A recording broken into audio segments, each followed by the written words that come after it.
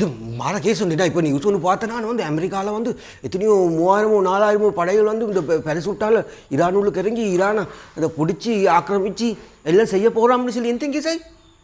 ஈரான்ட இந்த காக் தீவுன்னு சொல்லி ஒரு தீவண்டிக்கே அந்த தீவை கைப்பற்றத்துக்கு இது இந்த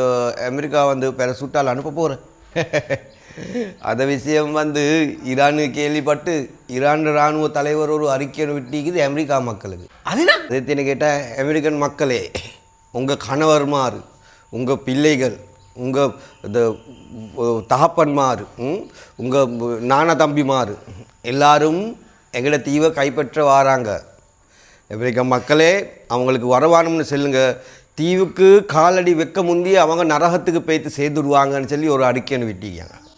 அவ்வளோக்கு ஒரு ஃபுல் செட்டப் பண்ணவங்க செட் பண்ணி வச்சு நாளைக்கு மாதிரி அந்த கப்பல் ரெண்டை கொண்டாந்து வச்சு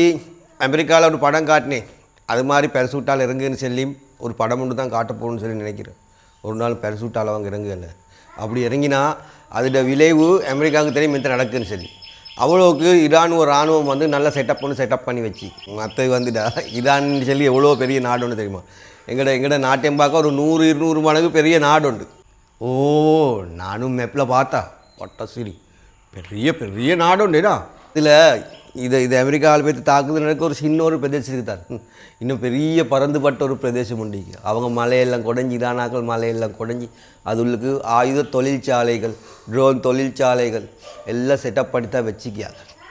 ஈரானுக்கு வேற ஒன்றும் செய்ய தேவையில்லைடா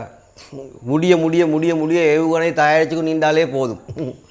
இந்த யுத்தம் வந்து சும்மே வெற்றி படையிடும் விளங்கினா இந்த பையன் தான் அமெரிக்காவும் இஸ்ரேலும் நல்ல பாடம் ஒன்று படிச்சு கொண்டேனா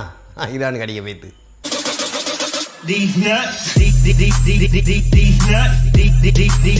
these nuts, these